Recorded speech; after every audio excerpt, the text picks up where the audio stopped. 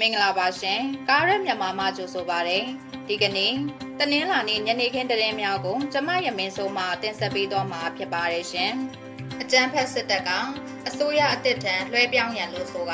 ဖေဖော်ဝါရီလ28ရက်နေ့နောက်ဆုံးထားပြီးဝင်ကြီးဌာနများအလိုက်ငွေစရင်ပစ္စည်းစရင်နဲ့ပိုင်ဆိုင်မှုစရင်များကိုအမြန်ပြုစုခိုင်းနေတဲ့ဆိုတဲ့သတင်း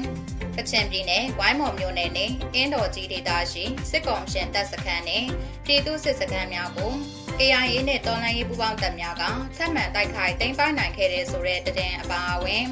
အခြားစိတ်ဝင်စားစရာနောက်ဆုံးရသတင်းများကိုတင်ဆက်ပေးသွားမှာဖြစ်ပါတယ်ရှင်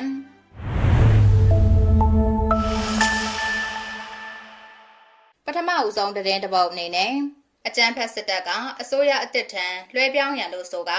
ဖေဖော်ဝါရီလ28ရက်နေ့နောက်ဆုံးထားပြီးဝင်ကြီးဌာနများအလိုက်ငွေစရင်ပစ္စည်းစရင်နဲ့ပိုင်ဆိုင်မှုစရင်များကိုအမြန်ပြုစုခိုင်းနေကြောင်းနေပြည်တော်စစ်ဘက်သတင်းရမြစ်များထံမှသတင်းရရှိပါရရှင်။ဇန်နဝါရီလ30ရက်နေ့ရက်စွဲဖြင့်စစ်ကော်မရှင်ကဝင်ကြီးဌာနများအလိုက်မရွှေ့ပြောင်းနိုင်တဲ့ပစ္စည်းစရင်များငွေစရင်များမြေအဆောက်အဦပိုင်ဆိုင်မှုများအလုံးကိုဖေဖော်ဝါရီလ28ရက်နေ့နောက်ဆုံးထားပြုစုတင်ပြရန်ညွှန်ကြားလာကြောင်း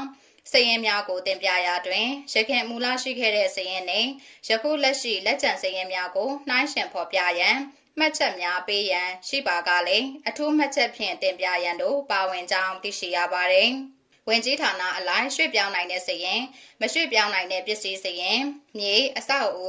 ရင်းနှီးပစ္စည်းပိုင်ဆိုင်မှုငွေစရင်နှင့်အရရက်ကိုဖေဖော်ဝါရီလ28ရက်နေ့နောက်ဆုံးထားတင်ပြခိုင်းတယ်ပစ္စည်းစရင်မှာစပွဲဘီရိုကလထိုင်ကအစ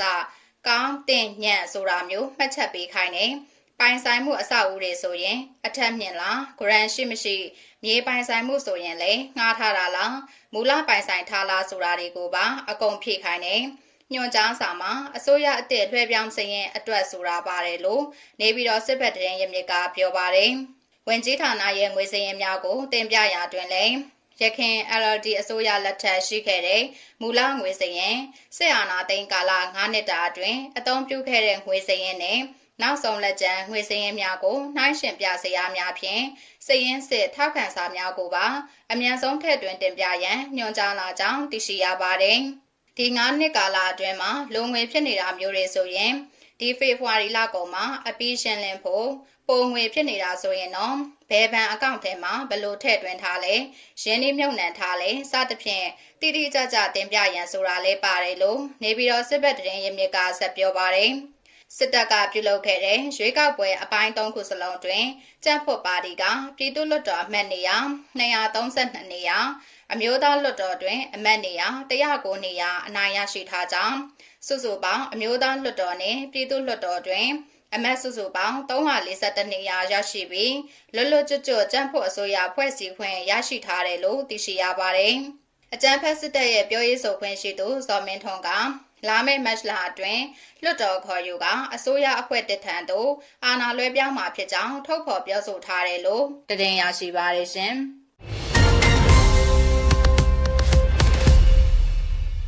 နောက်ထပ်သတင်းတစ်ပုဒ်အနေနဲ့အကြမ်းဖက်စစ်ကောင်ဆောင်မင်းအောင်လှိုင်မှာလူမြင်ကွင်းမထွက်သည်မှာ9ရက်ရှိနေပြီဖြစ်ပြီးနေပြည်တော်ရောက်ရှိနေတဲ့ရုရှားကိုယ်စားလှယ်အဖွဲ့နဲ့တွေ့ဆုံပွဲရှိကြောင်းနေပြည်တော်သတင်းရမြစ်များထံမှသတင်းရရှိပါရရှင်ဇန်နဝါရီလ26ရက်နေ့မွန်လွယ်ပိုင်းနေပြည်တော်တွင်မြန်မာနိုင်ငံဆိုင်ရာထိုင်းတန်အမတ်ကြီးနဲ့တွေ့ဆုံပြီးနောက်ဇန်နဝါရီလ28ရက်နေ့မှဖေဖော်ဝါရီလ3ရက်နေ့အထိမင်းအောင်လှိုင်မှာအစည်းအဝေးများအခမ်းအနားများမတက်ပဲ9ရက်တာလူမြင်ကွင်းမှာပျောက်ကွယ်နေခဲ့ခြင်းဖြစ်ကြောင်းသိရှိရပါတယ်။ဇန်နဝါရီလ28ရက်နေ့နနက်4:30မိနစ်ခန့်တွင်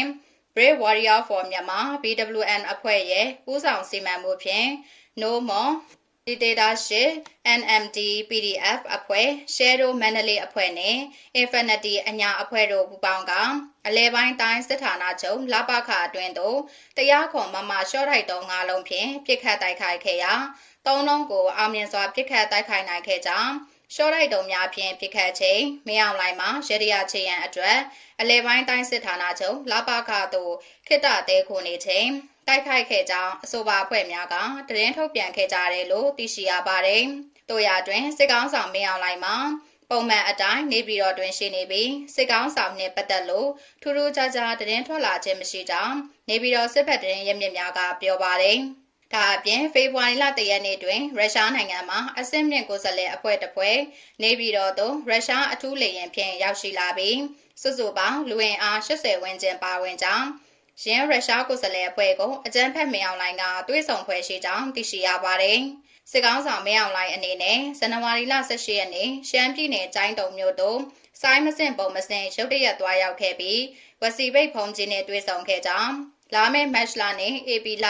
အစိုးရအဖွဲ့အပြောင်းလဲအတွက်စစ်ကောင်ဆောင်အနေနဲ့လူမြင်ကွင်းမှပျောက်ကွယ်နေတဲ့အချိန်များတွင်ရေဒီယာချေမှုပြုလုပ်ဖွဲ့ရှိကြောင်းဌာနဆိုင်ရာသတင်းရင်းမြစ်တချို့ထံမှသတင်းရရှိပါရရှင်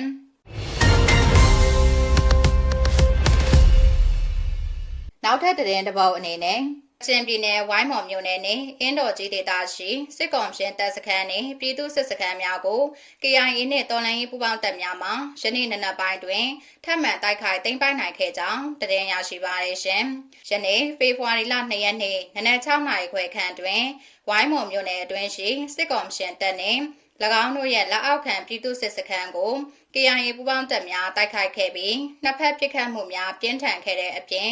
အင်းတော်ကြီးဒေသ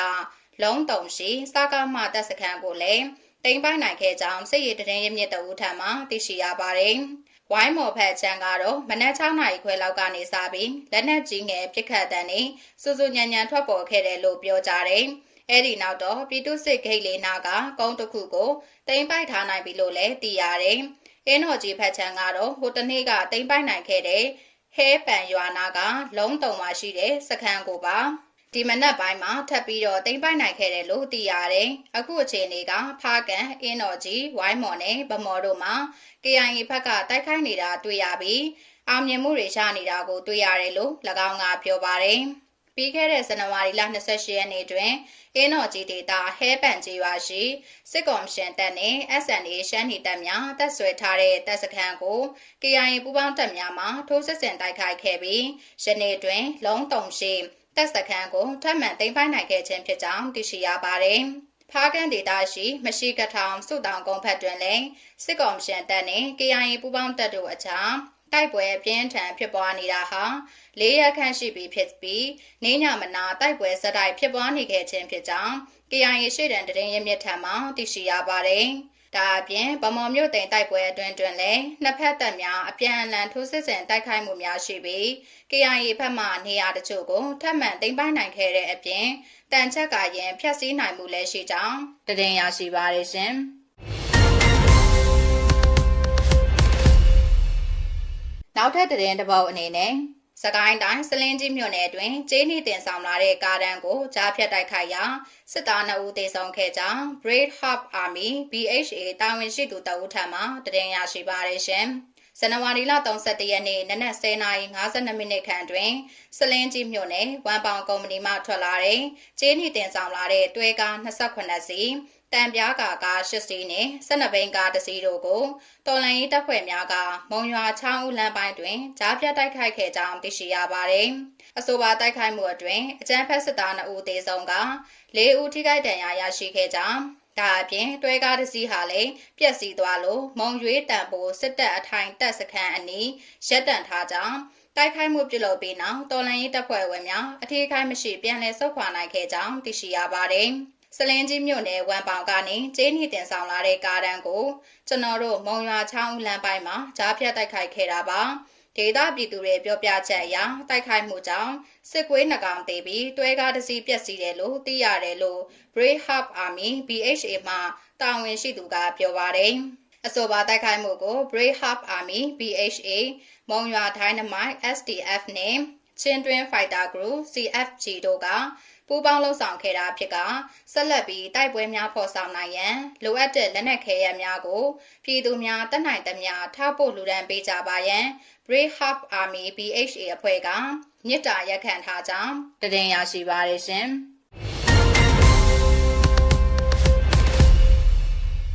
နောက်ထပ်သတင်းတစ်ပုဒ်အနေနဲ့မန္တလေးမြို့မဟာအောင်မြင်မြို့နယ်ကရေခဲမုံဆိုင်ရှိမှာ ဆိုင်ရှင်သားအမိနှစ်ဦးရဲ့ကလစ်အမျိုးအစားထိုင်းဘင်းဆိုင်ကယ်ကိုလူယူရာကတော့မပေးလို့ဆိုကတနက်နဲ့ပြစ်ခတ်ခံရတဲ့ဖြစ်စဉ်ဖြစ်ပွားခဲ့တယ်လို့သတင်းရရှိပါတယ်ရှင်။ဖေဖော်ဝါရီလ1ရက်နေ့ည8:00နာရီခွဲခန့်ဝင်းကျင်ကမန္တလေးမြို့မဟာအောင်မြေမြို့နယ်84လမ်းနဲ့38လမ်းတောင်ကရေခဲမုံဆိုင်ပိုင်ရှင်သားအမိက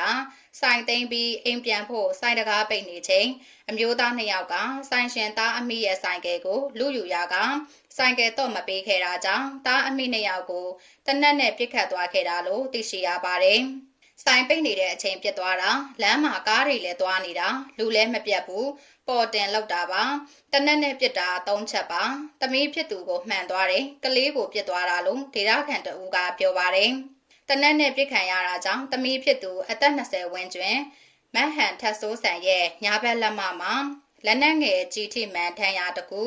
ညာဘက်ပေါင်ရင်းမှာလက်နက်ငယ်ကြီးရှက်ထိထန်ရစတဲ့မစိုးရိမ်ရထန်ရတွေရရှိခဲ့တယ်လို့သိရှိရပါတယ်ဒီ84လမ်းပေါ်မှာအခုလိုတနက်နဲ့ပြစ်ပြီးလူရက်တာတွေဖြစ်တာ4ခါလောက်ရှိပြီးအခုရေခဲမုံဆိုင်ဘေးကရွှေဆိုင်နဲ့အရင်နှစ်ကတနက်နဲ့ပြစ်ပြီးဓမြတိုက်ခံရသေးတယ်မန္တလေးမြို့ပေါ်မှာကပြူစောတိနဲ့တက်တွေလုံခြုံရေးယူထားတဲ့မြို့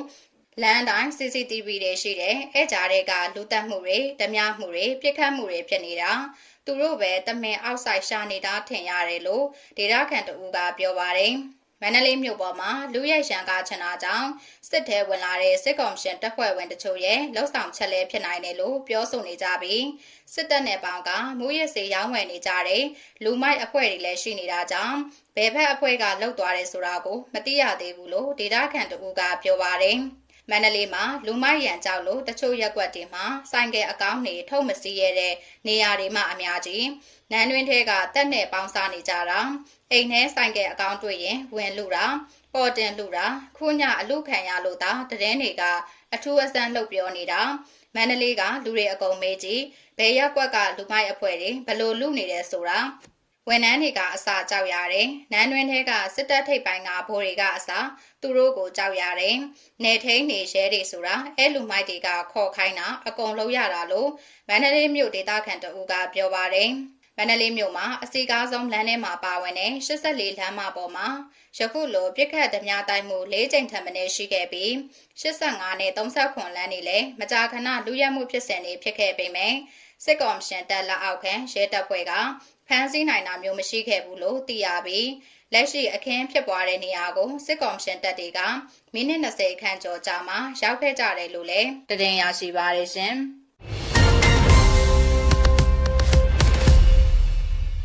နောက်ဆုံးသတင်းတစ်ပုဒ်အနေနဲ့စစ်ကြောင်းထိုးလာတဲ့စစ်ကောင်ရှင်တပ်ခြုံခိုတိုက်ခိုက်ခံရပြီးဗိုလ်ကြီးတအုပ်အပါအဝင်28ဦးသေဆုံးခဲ့တယ်လို့ဗမာတပ်တော်ဘာမာအာမီရဲ့ထုတ်ပြန်ချက်အရသတင်းရရှိပါရရှင်ပြီးခဲ့တဲ့ဇန်နဝါရီလ28ရက်နေ့က6မြို့နယ်အတွင်းရှိတော်လှန်ရေးတပ်တွေစိုးမိုးထားတဲ့နယ်မြေတချို့ကိုစစ်ကောင်ရှင်တပ်ကအင်အား150ခန့်နဲ့စစ်ကြောင်းထိုးလာတယ်လို့သတင်းကြိုတင်ရရှိခဲ့တာကြောင့်ထိန်ကန်ကျေးရွာနဲ့လွင်ကျဲကန်ကျေးရွာအနီးမှာတော်လှန်ရေးပူးပေါင်းတပ်ဖွဲ့တွေကနေရာယူဆောင်ဆိုင်ပြီးတိုက်ခိုက်ခဲ့တယ်လို့ဗမာတပ်တော်ဘာမာအာမီရဲ့ထုတ်ပြန်ချက်အရသိရပါတယ်။ဇန်နဝါရီလ28ရက်နေ့မနက်7:00နာရီခွဲ25မိနစ်အချိန်ခန့်မှာအဆိုပါစစ်ကောင်ရှင်စစ်ကြောင်းဟာတော်လှန်ရေးတပ်ဖွဲ့တွေထောင်ထားတဲ့မိုင်းကွင်းအတွင်းသို့ဝင်ရောက်လာပြီးနောက်မိုင်းတွေကိုတိုးမိရာကပြင်းထန်စွာပောက်ကွဲမှုတွေကြောင့်ထိခိုက်ဒဏ်ရာရမှုတွေရှိခဲ့တဲ့အပြင်သေဆုံးမှုတွေရှိခဲ့တာလို့သိရှိရပါတယ်။အဆိုပါစစ်ကောင်ရှင်စစ်ကြောင်းကိုတော်လှန်ရေးပူးပေါင်းတပ်ဖွဲ့တွေကဇန်နဝါရီလ28ရက်နေ့မနက်7:00နာရီခွဲ40မိနစ်အချိန်မှာပဲထပ်မံတိုက်ခိုက်ခဲ့ရာတိုက်ပွဲပြင်းထန်ခဲ့ပြီးစစ်ကောင်ရှင်ဘက်ကအထိနာခဲ့ကလက်နက်ကြီးနဲ့ပစ်ကူပေးပြီးစစ်ကြောင်းပြန်လည်ဆုတ်ခွာသွားခဲ့တယ်လို့သိရှိရပါတယ်။တိုက်ပွဲအတွင်းအထိနာခဲ့တဲ့စစ်ကောင်ရှင်စစ်ကြောင်းကဇန်နဝါရီလ28ရက်နေ့ညနေ6:35မိနစ်အချိန်ခန့်မှာထိန်ကန်ကျေးရွာရှိပြည်သူနေအိမ်9လုံးကိုမီးရှို့ဖျက်ဆီးခဲ့တယ်လို့ဇန်နဝါရီလ29ရက်နေ့မနက်ပိုင်းမှာလည်းထိန်ကန်ကျေးရွာမှာဖမ်းဆီးခေါ်ဆောင်သွားတဲ့လမ်းပြပြည်သူ2ဦးနဲ့ရွာသား2ဦးစုစုပေါင်းပြည်သူ2ဦးကိုရက်ဆက်စွာတပ်ဖြတ်ပြီးဆိုင်ကယ်တွေကိုလည်းမီးရှို့ဖျက်ဆီးသွားခဲ့တယ်လို့လည်းသိရှိရပါတယ်။ အဆိုပါတိုက်ပွဲကိုဗမာတပ်တော်ဘာမာအာမီအမှတ်3စစ်ဦးစီးကွပ်ကဲရေးဒေတာအမှတ်900ခွန်တပ်ရဲနဲ့မဟာမိတ်တပ်တွေကပူးပေါင်းလှုပ်ဆောင်ခဲ့တာဖြစ်ပြီးတိုက်ပွဲအတွင်းစစ်ကောင်ရှင်ဘက်မှဗိုလ်ကြီးတအုပ်ပါဝင်28ဦးသေဆုံးခဲ့တယ်လို့ပြန်လည်ကြားသိရကတော်လှန်ရေးတပ်ဖွဲ့ဝင်တွေထိခိုက်မှုမရှိဘဲအောင်မြင်စွာဆုတ်ခွာနိုင်ခဲ့တယ်လို့တင်ရရှိပါတယ်ရှင်ဒီကနေ့ညနေခင်းသတင်းများကိုကျမရမင်းစုံမှတင်ဆက်ပေးခဲ့တာပဲဖြစ်ပါတယ်ရှင်ကျေးဇူးတင်ပါတယ်ရှင်